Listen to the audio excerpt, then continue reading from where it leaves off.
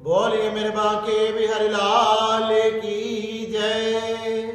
मैं विशाल शर्मा आपके सामने आप सभी को श्री सफला एकादशी की हार्दिक शुभकामनाएं। श्री युधिष्ठिर जी महाराज भगवान श्री कृष्ण के पास जाकर पूछने लगे कि हे भगवान कृष्ण, हे द्वारकाधीश, कृपया करके आप मुझे पोक मास के कृष्ण पक्ष की एकादशी के बारे में बताएं कि पोक मास में कृष्ण पक्ष में कौन सी एकादशी होती है, किस प्रकार से एकादशी का व्रत किया जाता है और इसकी क्या कथा है। क्या किसी व्यक्ति ने इसको धारण किया और क्या उसने भगवान को प्राप्त किया, उसका कल्याण हुआ, कृपया कर कर आप मुझे बताएं। तो भगवान श्री कृष्ण द्वारकाधीश कहने लगे, हे युधिष्ठिर जी महाराज, आपने बड़ी ही सुंदर बात पूछी है। पोक मास में आने वाली कृष्ण पक्ष की एकादशी का नाम सफला एकादशी है। इसको सफला एकादशी के नाम से जाना जाता है। इस दिन प्रातः काल उठकर शुद्ध जल में स्नान कर कर स्वच्छ वस्त्रों को धारण करके भगवान के व्रत का संकल्प हमने धारण करना चाहिए। श्री भगवान श्री नारायण का पूजन करना चाहिए, शालीग्राम गोपाल जी गोविंद का पूजन करना चाहिए, उनको गंगा जल आदि पंचामृत से स्नान कराकर सुंदर वस्त्र आदि पहनाकर सुंदर पुष्पों से फलों से भगवान का पूजन करना चाहिए। भगवान के ऊपर तुलसी दल व मंजरी को समर्पित करना चाहिए। इससे हमें अत्यंत फल की प्राप्ति होती है।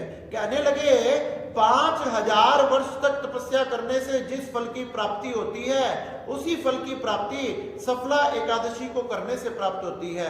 जो बड़े बड़े यज्ञों को करने से, अश्वमेध यज्ञ, राजसूय यज्ञ आदि करने से जिस फल की प्राप्ति होती है उसी फल की प्राप्ति सफला एकादशी के व्रत धारण करने से होती है। इसलिए हर एक व्यक्ति ने इस व्रत को जरूर धारण करना चाहिए। भगवान जनार्दन का पूजन करें, दूसरों की निंदा चुगली आदि ना करें, अपने आप पर नियंत्रण रखें, किसी प्रकार से क्रोध ना करें और पूरा दिन भगवान का नाम जाप करते हुए, मंत्र का जाप करते हुए, भजन आदि करते हुए व्यतीत करना चाहिए। रात्रि के समय जब तक आपकी आंखें खुली है, जब तक आप जागृत अवस्था में हो, जब तक आपने भगवान का भजन करना चाहिए, भगवान का जाप करना चाहिए। इससे भगवान अत्यंत प्रसन्न होते हैं, क्योंकि वैष्णवों के लिए तो रात ही भगवान को प्राप्त करने का सरल साधन है, क्योंकि उस समय संसारिक जीव, संसार की सभी प्रकार की वस्तुएं शांत अवस्था में होती है और उस समय भगवान हमारे किए हुए मंत्र जाप भजन आदि से अति प्रसन्न होते हैं।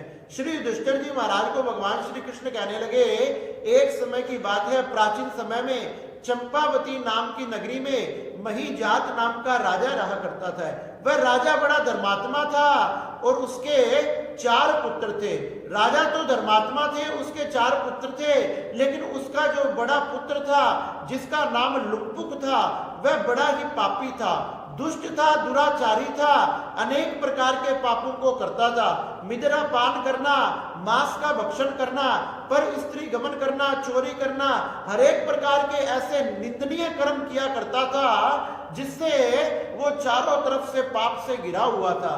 राजा ने जब अपने पुत्र की ऐसी दशा देखी तो राजा को बड़ा क्रोध आया और जब राजा के लाख बार समझाने पर भी उनका पुत्र ना माना तो राजा ने अपने बड़े पुत्र लुप्पुक को राज्य से निकाल दिया। राज्य से निकलकर वह सोचने लगा, अब मैं कहां जाऊं। चारों तरफ ढूंढते ढूंढते वह वन में चला गया, जंगल में जाकर रहने लगा। जंगल में एक बहुत बड़ा विशाल पीपल का वृक्ष था जिसकी लोग आकर पूजा किया करते थे। वह उस वृक्ष के पास रहने लगा। वह दिन में तो जंगल में रहता, वन में रहता, वहां रहकर शिकार करता, मांस का भक्षण करता, लोगों को लूटता आदि, तथा रात्रि में राज्य में आकर शयन करता। इस प्रकार से उसको समय बीतते को काफी वर्ष व्यतीत हो गए थे। इस प्रकार से राजा का पुत्र बड़ा पापी हो गया था। एक दिन संयोगवश पोक मास आ गया और पोक मास में कृष्ण पक्ष में एकादशी का दिन आ गया। दशमी के दिन वह रात्रि को जब वो शयन कर रहा था तो क्या हुआ, ठंड के कारण उसे नींद नहीं आ रही थी। उसका सारा शरीर कांप रहा था और शरीर कांपते कांपते आज उसे नींद नहीं आई और पूरी रात जगता रहा। सुबह एकादशी आई, एकादशी आते आते सुबह होते होते उसके शरीर में खड़े होने की भी हिम्मत ना रही।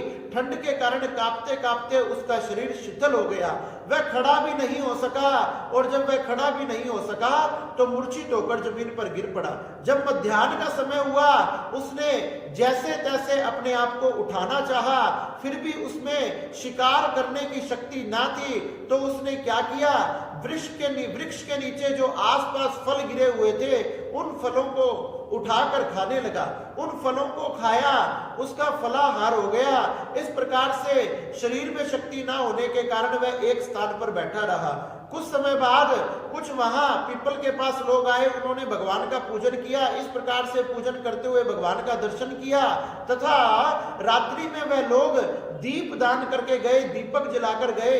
रात्रि में हमने भगवान के निमित्त दीपक दान करना चाहिए, दीप जलाना चाहिए अपने घर में, मंदिर में, सभी प्रकार से आपने चारों तरफ से 10 दिशाओं को प्रकाशित करना चाहिए। इस प्रकार ये सब क्रिया होते हुए लुम्पक देख रहा था और करते करते रात्रि आ गई। रात्रि में भी उसे चैन से नींद नहीं आई क्योंकि उसके वस्त्र बड़े पतले थे और रात में शीत का समय था। सर्दी के कारण उसका शरीर कांपता रहा।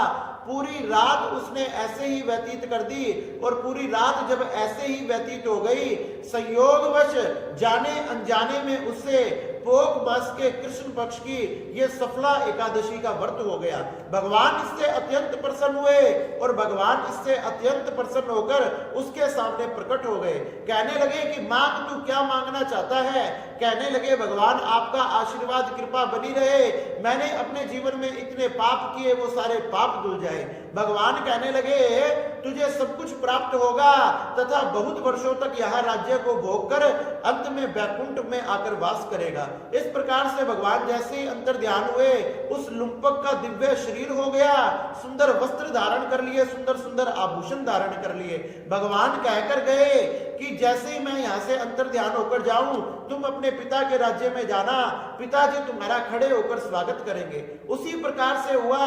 भगवान की प्रेरणा से जैसे लुम्पक सुंदर वस्त्र तथा सुंदर आभूषणों को धारण कर राज्य की सीमा में गया, अपने राजमहल के सामने गया। अब तो राजा ने अपने सिंहासन से खड़े होकर अपने पुत्र का स्वागत किया, अपने पुत्र का स्वागत किया, राजगद्दी उसे सौंप दी, उसे राजा बना दिया। इस प्रकार से लुम्पक अब तो प्रत्येक एकादशी का व्रत करने लगा, अपने सारे परिवार के साथ करने लगा तथा हजारों वर्षों तक राज्य को भोग कर अंत में वैकुंठ को चला गया। इसी प्रकार से हे युधिष्ठिर जी महाराज, जो सफला एकादशी को अपने जीवन में धारण करता है उसके समस्त किए हुए निंदनीय कर्म पाप आदि धुल जाते हैं, उन्हें पुण्यों की प्राप्ति होती है और तो और यहाँ समस्त सुखों को भोग कर अंत में जीव वैकुंठ में आकर वास करता है। इसलिए इस प्रकार से सभी व्यक्तियों ने अपने जीवन में एकादशी का व्रत जरूर करना चाहिए। इस प्रकार से भगवान श्री कृष्ण ने श्री युधिष्ठिर जी महाराज को ये सफला एकादशी की बड़ी ही सुंदर कथा सुनाई। बोलिए मेरे बांके बिहारी लाल की